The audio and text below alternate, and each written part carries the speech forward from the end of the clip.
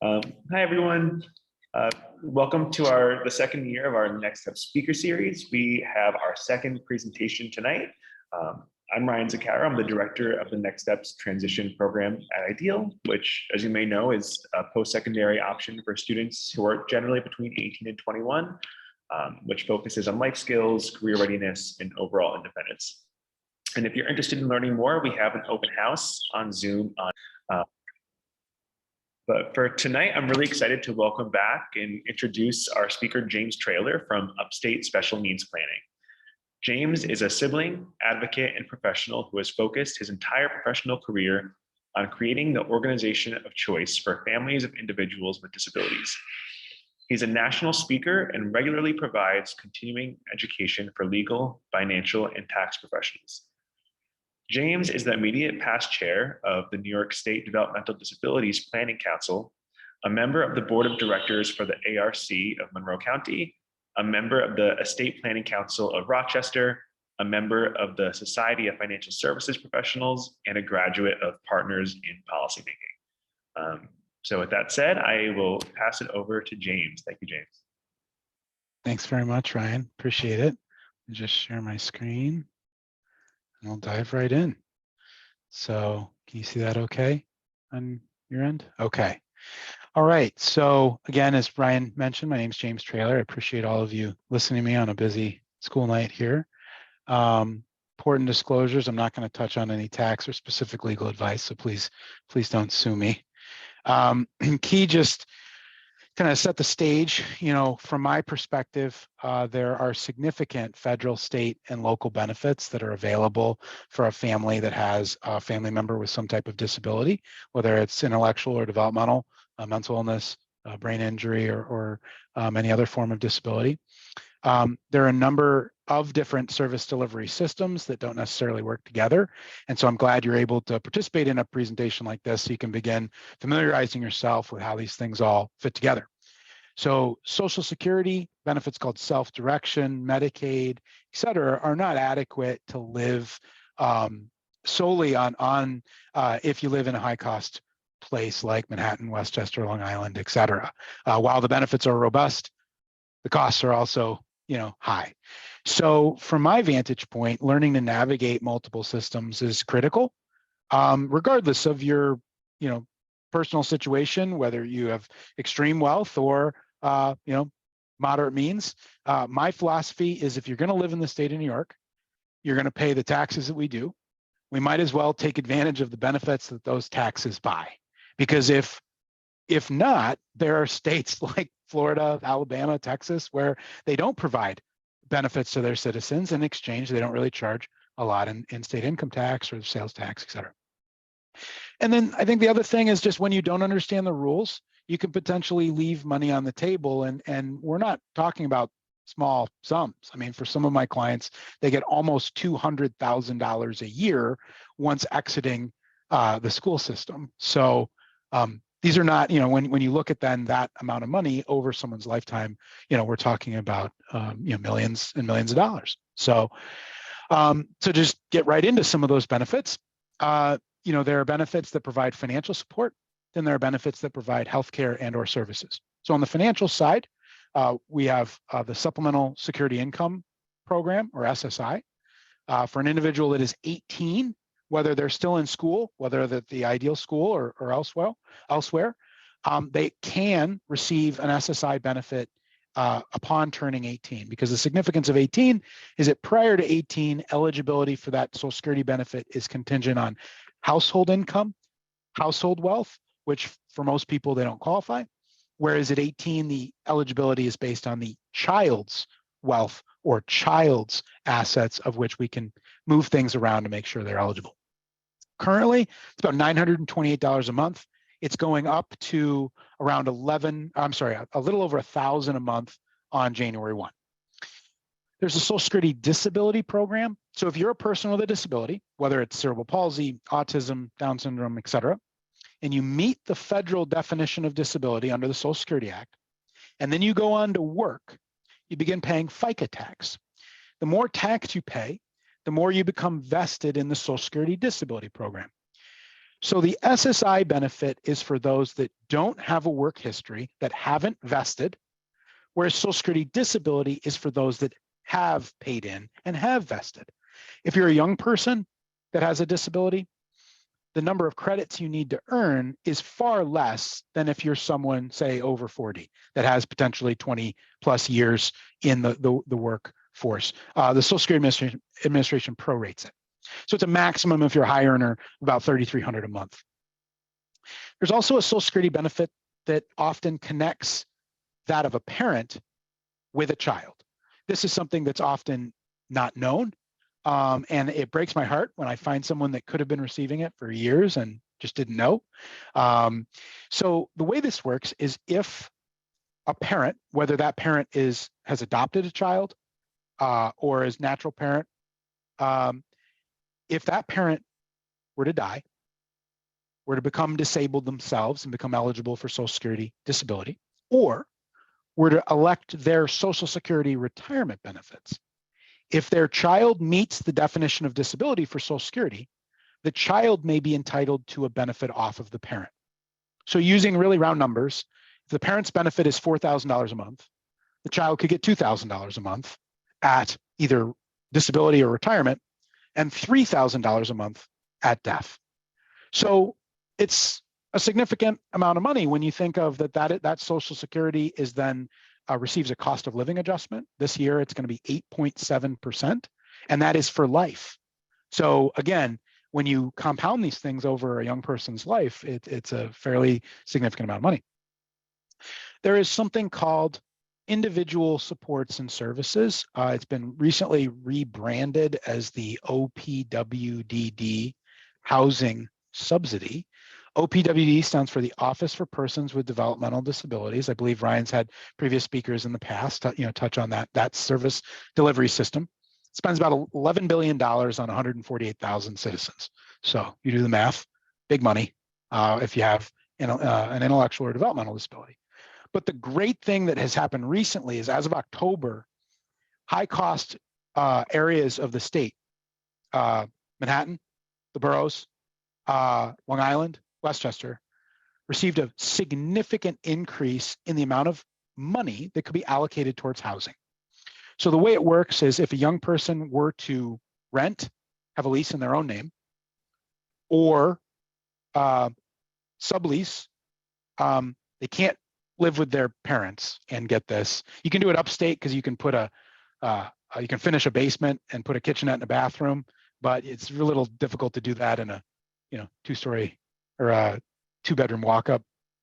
So at any rate, the maximum amount for Manhattan is now $2,568 per month in additional income that could go towards rent for a young person. So just back of the napkin, if I'm someone who is struggling to find that really competitive employment because of my disability and I'm eligible for Social Security, might be getting $1,000 a month there, could be getting $2,500 in housing subsidy, so I'm up to $3,500 for just my housing and a little bit for food. So again, are you going to find a wonderful, wonderful two-bedroom apartment on the Upper West Side for $3,500 a month? Yeah, depends. Maybe we can get some rent control, but it helps, right? It helps, and it's also something we've worked with a number of families. It allows if the family were to purchase a property, with the exception of sometimes co-ops because of the dreaded co-op boards. But if they were to purchase a townhouse, condo, an apartment, brownstone, whatever, and then lease it back to their child as an adult, they as parents can collect the $2,500 a month. There's the SNAP program, which is the federal food stamp program. We don't give out stamps anymore. We load up money on a card, on the Medicaid card, about $281 a month, and that is indexed with inflation. We have the HEAP program. So if someone has a Con Ed bill or National Grid or whoever your energy supplier is, PSEG on Long Island, you can get money towards oil heat. If it's oil heat, it's around $2,000. If it's natural gas, it's around $500 to $600. If it's electric, it's somewhere in between. And then there's this benefit called self-direction, which is under the auspices of OPWDD, which has high budget amounts of around $133,000 a year. So I could give a 1-hour presentation on each one of these benefits, which is beyond the scope of today. But the point I'm trying to make is if we start adding these things together, there's a fairly significant amount of financial benefits that exist for New Yorkers living with a disability. It's just a matter of then going through the various systems to obtain these and or working with firms like ours to guide you through the process. On the healthcare and services side, the big one is Medicaid. So of the previous list, ISS, self-direction are funded through Medicaid. So if you don't have Medicaid, you can't get those benefits. Medicaid, though, at its core, is health insurance for people at or below the poverty level. So most of my clients are not at the poverty level. So it creates this kind of catch-22 where we need a benefit for people below the poverty level in order to access services that are for everyone. So it requires us to understand the rules, play a little bit of a game. So for some of our clients, it just means being very thoughtful with how we position resources. So resources could be in a trust, in the parent's name, in an exempt place where you can still have money, but then qualify for these benefits. And I'll get into that in a little bit. There are the state waiver programs. So these are non-healthcare related Medicaid benefits. So for example, job coaching, community habilitation, respite for family members, supported employment. Those are all programs or services funded through Medicaid, which at its core is health insurance, but those are not health insurance services. So the way that works is New York State asks the federal government to take money that used to go to large institutional-based settings, waive that funding, and allow it to be spent in the home and community or repurposed into a community-focused support for a person with either a specific disability or profile. So we have benefits for those individuals that need help and assistance to stay in the home, people with brain injuries, people struggling with substance abuse or mental health, and then those with intellectual or developmental disabilities. We have the Medicare program. Medicare is health insurance for those that are 65 and older, or individuals receiving Social Security disability, whether it's off of their parents or on their own accord. So it's kind of funny. Some of my clients who are in their 20s start getting Medicare solicitations and AARP cards because they're on Social Security disability and they get Medicare, which is kind of neat because at least in the city in Westchester, 97% of providers accept Medicare. So it's pretty good coverage, once you get it. There's the Department of Health benefits. So in Manhattan, it's through something called the CASA. In Westchester and Long Island, it's through the Department of Health or the Department of Social Services. This is the CDPAP program, stands for Consumer Directed Personal Assistance Program. It is a home healthcare model in which an individual who needs assistance with activities of daily living can hire their own staff member, including family, to support them. So we have some families that are looking to provide 24/7 supports for their child, and they need a lot of help with activities of daily living. And what we do is we blend the dollars through CDPAP with private care or private pay with self-direction to provide, upwards of a couple $100,000 of support, which would be critical to then support someone living 100% independently. So we have a gentleman that is nonverbal. He speaks through a communication device. He's not ambulatory. He's in a power chair. He lives alone. This is someone that if he fell out of his chair, he could die. And he's been living alone for several years. We actually got him out of a community hospital, out of a nursing home, into his own home. And he's successful by braiding all these benefits together. So obviously that's the most extreme case. But I just, sometimes I hear that families are like, oh, it's impossible. It's not. You just have to understand how things, fit together. Finally, we have Access VR, which is the New York State Vocational and Rehabilitative system. I like Access VR because if appropriate, it can provide additional funding for either college education or credential-based programs for those that have disabilities. So it's not for everyone.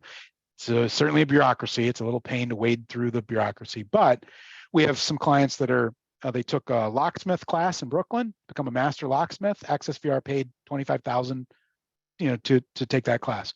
We have clients that have learned to become a patient care technician at Cornell Way Hospital or, in Columbia Presbyterian. Access VR paid for the whole thing. So it's sometimes you're used to maybe the New York State Department of Education helping pay a tuition payment. That abruptly stops when the child is out of that eligibility range. And so Access VR can be, they're not going to pay the ideal school tuition, but they can help, with that post high school tuition. So again, I apologize. I'd love to go into minute details on all of these, but Ryan will just have to have me back in the future, and I can do that. So some creative things that as you're, maybe for some of you on the call, you already have some of these benefits, but maybe you weren't getting the numbers I disclosed earlier. So some tricks. So if your child is 18 and they're getting SSI and they're getting less than 928, it likely means you don't charge them rent, or you actually disclosed how much your apartment or house or condo co-op costs. So I realize it feels like fraud to tell Social Security that you're going to charge your child $600 a month to live in Manhattan, right? No one could do that. But if they are living in your home and the lease is in your name or you own the apartment, you can decide what to charge them. You are the landlord. So if you want to charge them $600 because they get 928, that is your prerogative. But by charging them rent, which you can also, not have it be taxable, but by charging them rent, you actually get more Social Security.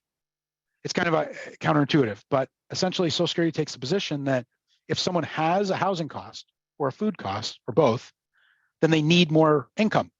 If they don't have food costs or they don't have housing costs, then they don't need the income. So by charging the money, you get more.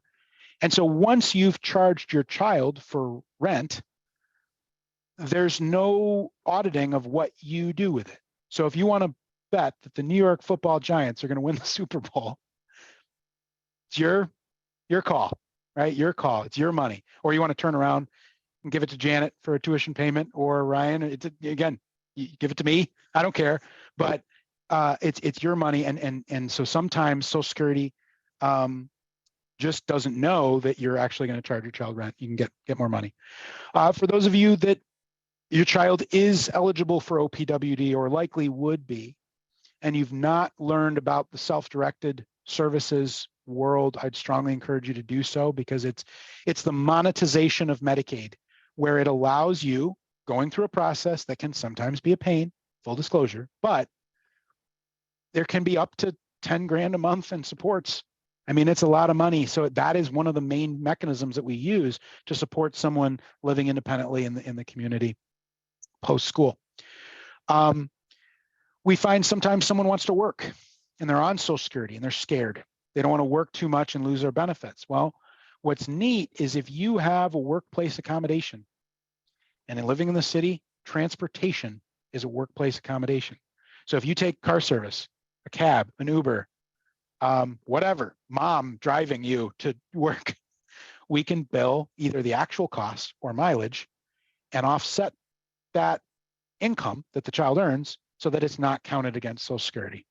I realize that was really technical, and I'm sorry, but the takeaway is if your child has costs related to either their medical care or to get to work or while at work, the costs of those accommodations, whether they're paid by you or not, can be credited against wages to keep someone so that they're earning and continuing to get Social Security. Pretty neat. There's these things called ABLE accounts. So question that comes up is, James, my child wants to move out. They're going to live on the Upper East Side, 82nd and 2nd, and they found an apartment for $2,800 a month, but their only income is Social Security. If I tell Social Security that their rent is $2,800 a month, they're going to lower the Social Security because they're going to say, well, how are you affording that? You're obviously getting help from mom and dad or whomever. So a workaround that's legal is there's this thing called an ABLE account, which ABLE account is an expansion on the 529 college savings plan. It allows you to put money into the ABLE account and then turn around and use it towards things like rent.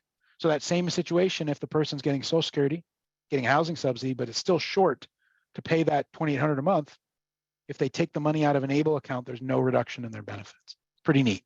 So it allows, even if the source of that money came from the parent. So we're just, feels like laundering money. We move money from checking account into an ABLE account, pay rent, perfectly legal.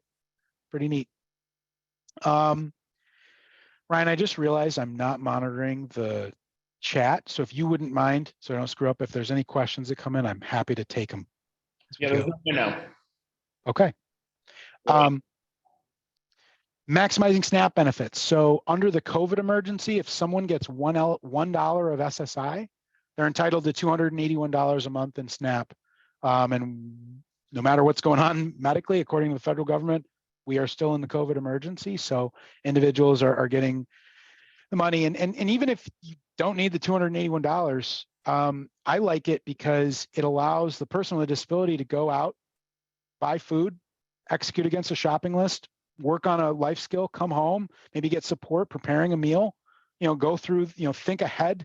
Like my sister will wait till there is no milk to then go out and buy milk. She doesn't take that extra step to think about, all right, what do I need to do 2 steps forward to get, it's so I don't run out of food.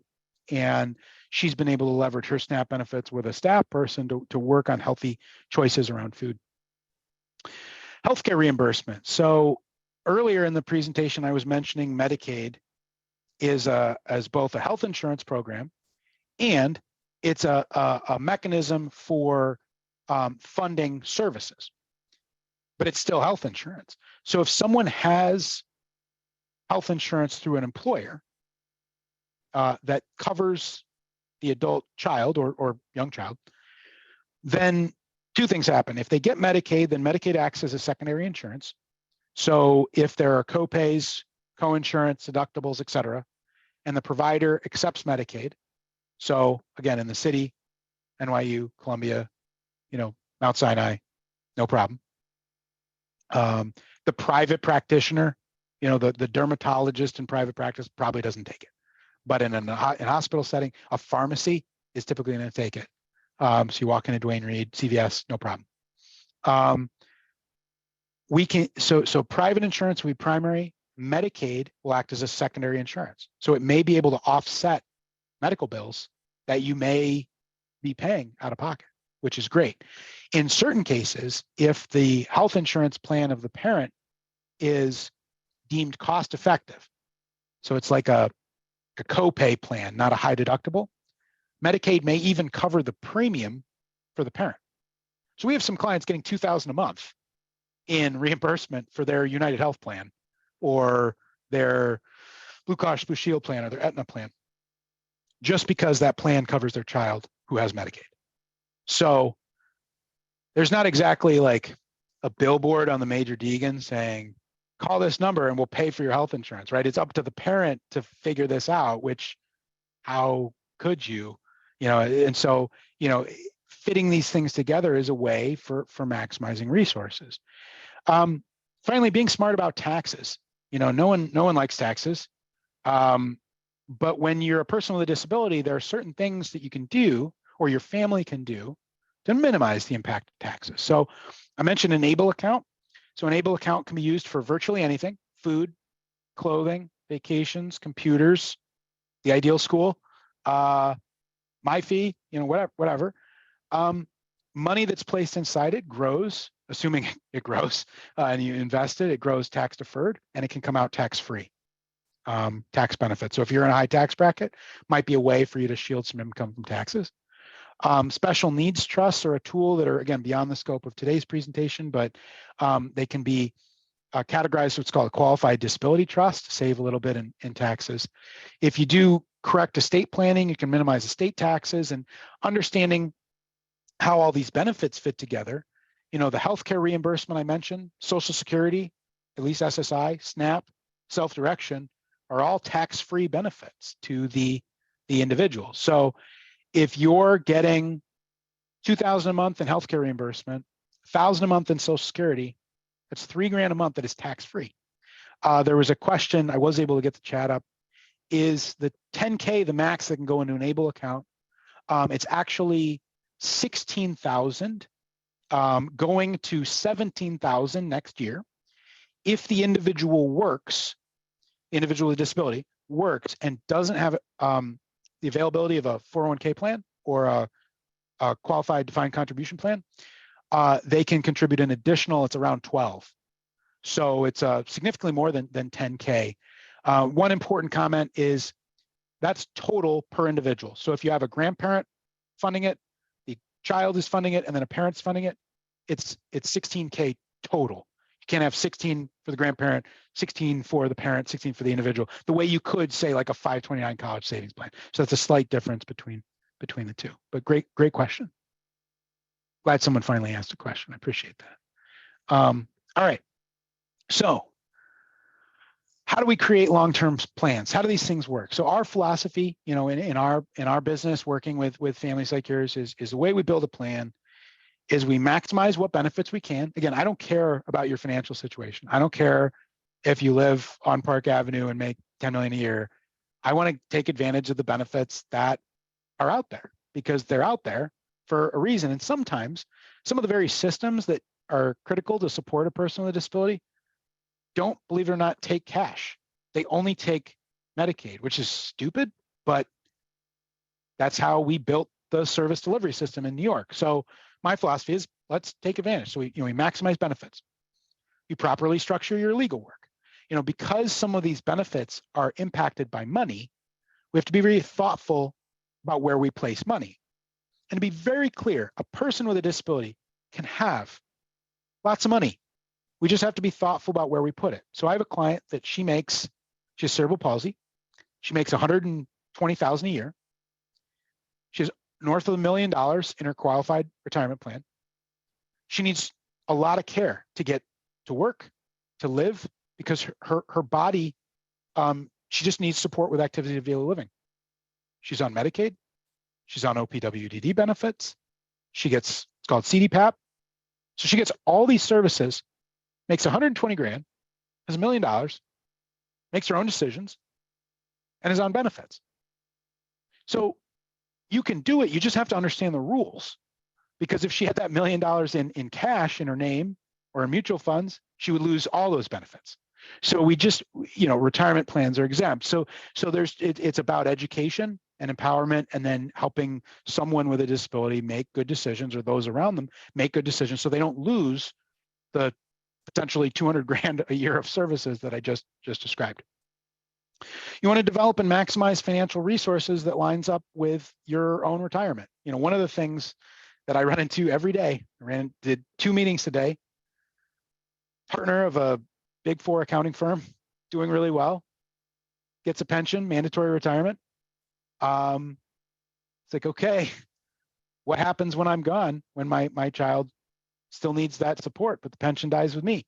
What happens because now I'm going from X amount of income to Y? Is that enough to support me and my child? These are really real questions that you're just going to have to work through. There's not a right or wrong answer, but if you're maximizing some of these other benefits, maybe it takes some pressure off of your other investments, especially in a year like this year where the S&P is down 22. You want to have the right people and organizations, resources in place after you're gone. There are organizations now, especially in the New York City and Westchester area, that, pardon the term, but it's almost like rent-a-mom. They're dealing with healthcare problems. They're dealing with benefits. They're helping arrange for appointments. It's almost like a personal assistant that knows this space. It's really, really cool. And we're seeing more and more of those kind of niche businesses like ours, kind of understand the service delivery system and then be able to partner with adult siblings, parents, trustees, whomever, that may need to step in and provide those supports long-term, when you're not able to do that. So how do you build the right team? You may need a legal guardian for your child if they can't make financial, medical, or legal decisions. You may need a trustee. You may need someone in the Medicaid service delivery world, a broker or what's called a care coordinator. You may need someone to oversee Social Security benefits, called a representative payee. You may need a consultant or a financial advisor. You may need an attorney, CPA, bookkeeper, staffing organization, or some combination thereof. So our philosophy is if you're maximizing all these benefits, that's great. But if you're the only one that knows how to do it, we got to pass the torch eventually. So you don't need to do this tomorrow, but I think, as we're working with families, we encourage them to keep building a bench, just like a sports team. You never know what's going to happen, but you want to build capacity because it's just, it allows you to share the burden, share the load. On the benefit side, how do we supplement those benefits? A question that sometimes comes up is, I've heard about an ABLE account, I've heard about a special needs trust. What is better? Well, that's kind of a trick question. Neither are better. They serve different purposes. So an ABLE account is not an estate planning tool. An ABLE account is great if a person with a disability wants to save money above and beyond what they can for their benefits. An ABLE account is great if, say, a grandparent is making gifts to grandchildren, but they were told not to make a gift to maybe your child because you didn't want to kick them off benefits. Great tool. It's a great tool if someone comes into a small sum of money and needs to park it somewhere, wants to get some tax benefits, but they're not an estate planning tool. You can't put your condo or townhouse co-op share into an ABLE account. It can only take $16,000 a year. So you can't name the ABLE account as the beneficiary of your insurance or your 401k. The ABLE account's also better if someone is their own guardian and can make their own financial decisions, because under New York law, the ABLE account belongs to the person with a disability. So that can be for some a concern. Like my sister makes horrible financial decisions. It's part of her disability. She just doesn't comprehend. Is it $20? Is it $200? So I don't necessarily want her having access to 50 grand in her ABLE account. So for our family, that's maybe not the right tool, but for your child, they may be jazzed up about personal financial management, maybe something they're working with, Ryan and the other people in their world to be prudent stewards of money, and it could be a great tool. They're also, ABLE accounts are also useful if someone needs financial assistance paying for rent or food, and we don't want to kick them off various benefits. Trust is better for larger sums of money, non-cash investments like real property, life insurance, qualified retirement plans, things that basically are not cash. More complicated assets can't go into an ABLE account. It'd have to go into a trust. So the common denominator between both of these is you can have essentially a bunch of resources that don't kick the individual off of various benefits. So back to that previous example of the individual with cerebral palsy, she could have an ABLE account with $520,000. She could have a retirement plan with unlimited assets. She could have a trust with unlimited assets and still keep all those benefits. So it's you just have to understand the rules, but it's not about living in poverty. It's not about committing fraud. It's just about understanding the rules, playing by the rules in order to capture the benefits and keep resources. That's all. Examples of success, and I'm going to field questions. And Ryan, I was real speedy today, ripping through these slides. So I'm happy to go backwards and deal with questions. But great example of success that I just wanted to share. So we had a group of families approach us in Port Washington, Long Island, 4 young men with autism. Their goal was to live independently with supports. All had recently graduated in the last, call it 5 years, from school. Some were working, others were working in a supported setting, but their goal is we want to move out. We want to live independently. Port Washington's a nice community in Long Island and Nassau County. So that we had 4 families come together. They each bought a quarter interest in a 2-family home. It's a complicated transaction. You got 4 business partners and their kids are all living together. What could go wrong, right? So varying financial situations, some were extremely wealthy, others were, working class people and everything in between. Many competing priorities. So some of the planning that was done, first, we kind of followed my my checklist. We maximized all the benefits. We created supplemental needs trusts so that if something happened to one of the parents, this whole thing didn't collapse. We created an operating agreement and an LLC in order to deal with disputes or problems that could arise having multiple people own a house.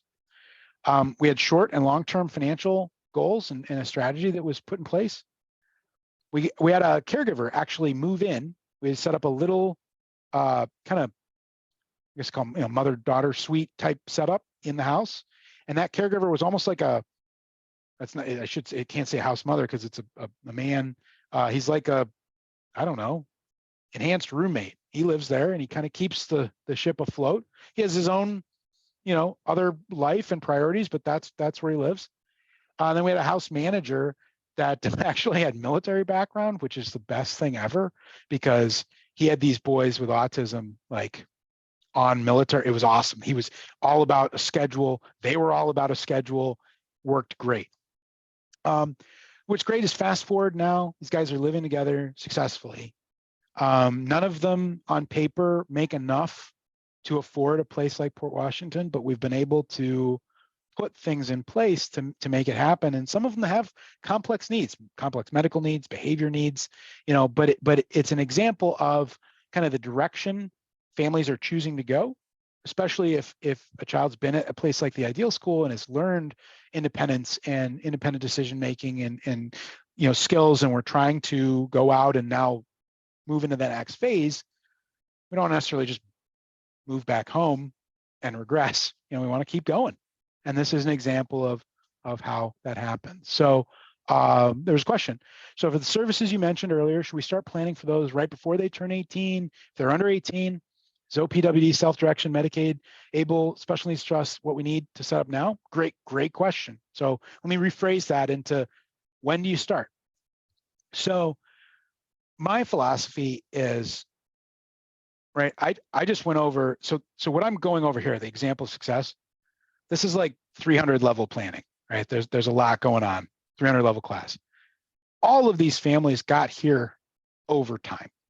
So if you've got a young child and it's likely that they may have benefits, go get your legal work done. Take care of the doom and gloom.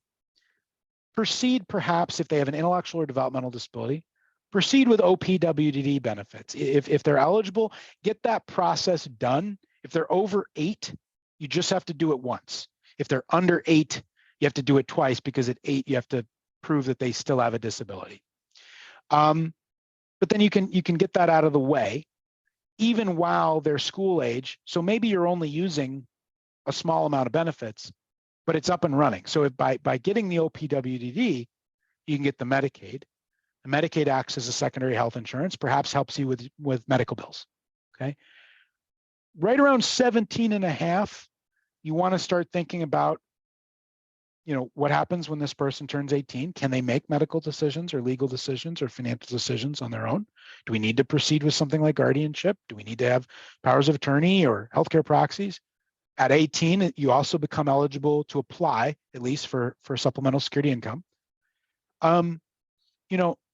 During that critical 18 to 21, that transition period, you want to be kind of thinking courageously about what, if we had the right supports in place, what could be, and if we added in 100 grand of hours worth of staff to help someone live independently in community, could they do that? And that's scary, right? Because you could be on a train going uptown and something bad happens, so there's a certain degree of risk that you've got to take when you're a person choosing to go out on your own. And with disabilities, it's no different. So I think, it's up to all of us to allow our kids the dignity of risk. But it's not that we're unreasonable with risk. We're building in a lot of supports to just, to be there to make it just doesn't all come crashing down. So I think if I'm answering your question, I'd say you do it in bites. Under 18, get the legal work, get the Medicaid, get the OPWD. At 18, go after SSI. have a transition strategy so that when someone's transitioning out of the ideal school or whatever program you're in, we're not going backwards, which is oftentimes what happens with someone doesn't have a good transition plan is they're on the couch, and that's not a good outcome. So great question.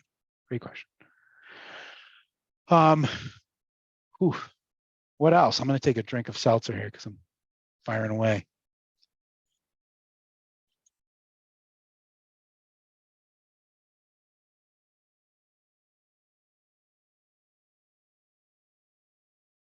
Any other questions?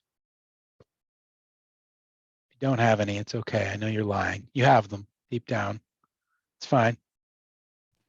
James, I have a question. You bet. So there were a lot of benefits that you talked about, and it's kind of hard to keep track and keep up with these things.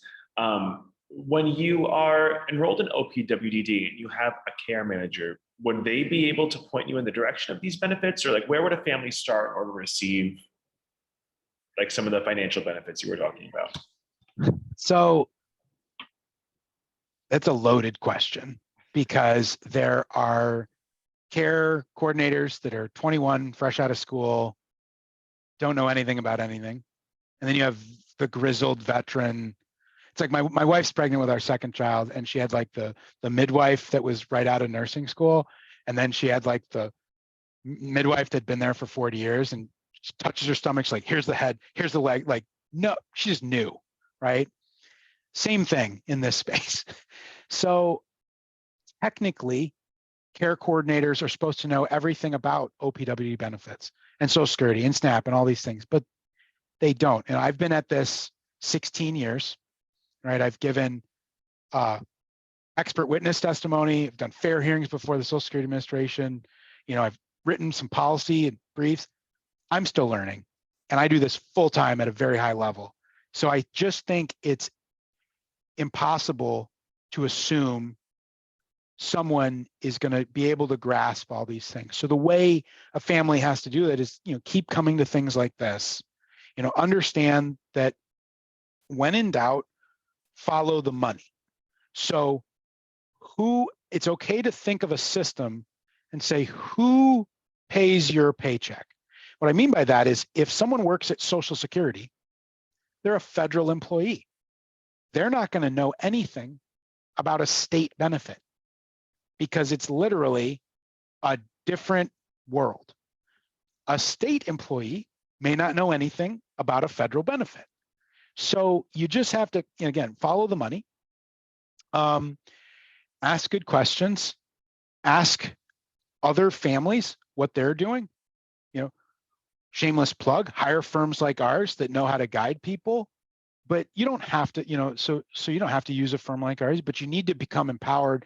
There are great advocacy organizations. There's the New York State Alliance for Innovation and Inclusion, which is a lobbying organization for people with disabilities. They have great, very technical, high quality webinars on an ongoing basis.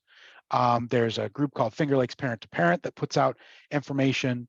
There in the city, there's New York's Legal Assistance Group, which is great, that has some great presentations. So I think it's just a matter of absorption over time. Hire smart people to help in certain places at the right time, but then just keep coming to these presentations and you'll start to pick it up. Okay, there was a question. In terms of Medicaid reimbursement, I haven't been successful in getting Medicaid waiver to cover co-pays for medical appointments. It wouldn't cover the visit to an out-of-state hospital that specializes in my child's disability. So that's a good point. Medicaid is a state-specific insurance. So if you go to an out-of-state hospital, New York Medicaid won't pay unless it was an emergency and you had an inpatient stay. So if you have New York Medicaid, you go to Florida, and you're in a car accident, go to a hospital, New York Medicaid will pay for that emergency room admission. If you go to an urgent care center because you got the flu, they're not covering a dime because you're out of network.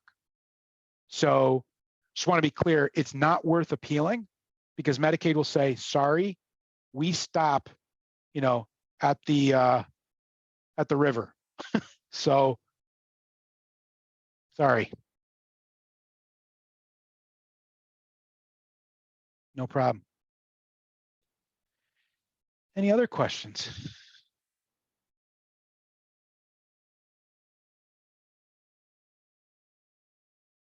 Well, hopefully I didn't deter anyone. I realize this a lot. It's like drinking through a fire hose. I think back to that earlier point, depending on how old your child is, or if you're here representing a system or agency, just keep coming to these things and chip away at it. So 18 is a big age because it's that fundamental shift, not only from a legal sense into the world of the adults, right? Air quotes, a lot of non-adults out there that are old.